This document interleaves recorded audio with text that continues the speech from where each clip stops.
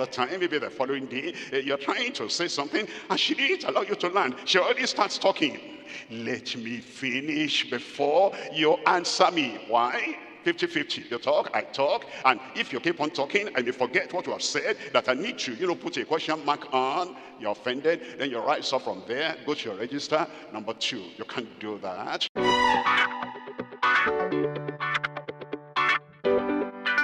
The foundation of reconciliation. What's the foundation of reconciliation? Husband and wife together until death do us part. That's the foundation for reconciliation. Because the plan of God and the program of God and the project of God is that husband and wife should be together. And they should not separate. And they should not turn their backs one against the other. One should not be over there, another one far away. That's the reason for reconciliation. That's why we consider, all right, apart, we're not in the will of God. Together, we are in the plan of God. It says in Malachi chapter 2, and I'm reading there from verse 14. Malachi chapter 2, we're looking at verse 14. Yet ye say, wherefore? Because the Lord hath been witness between thee and the wife of thy youth, against whom thou hast dealt treacherously, yet she is thy companion. You have dealt treacherously. You have sent her away. You are now separated. Yet, in the mind of God, she is thy companion. And yet she is the wife of thy youth. In verse 15, it tells us, and did not he make one? Did he not glue you together?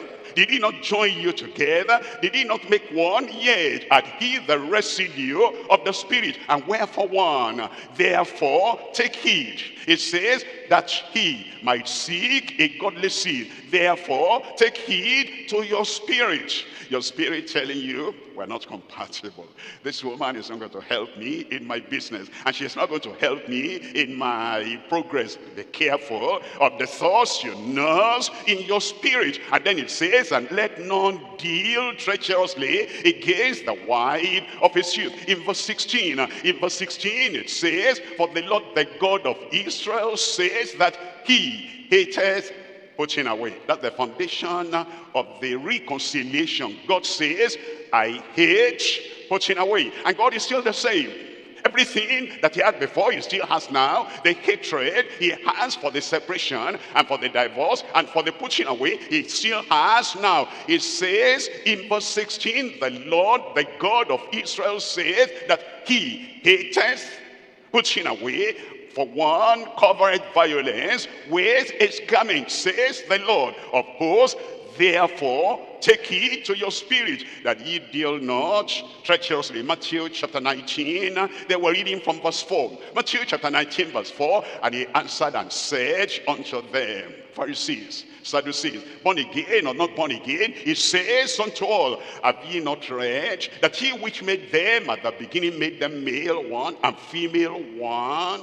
Male, female, man, woman, one husband, one wife. And then it says in verse 5, and said, for this cause shall a man, one man, leave father, one father, and mother, one mother, and shall cleave unto his wife, one wife, and they two shall be one flesh. And then in verse 6, it says, wherefore they're no more two, they're no more twain, but one flesh. What therefore God has joined together, let not man put asunder. That's the foundation of the reconciliation in the family. Number 2,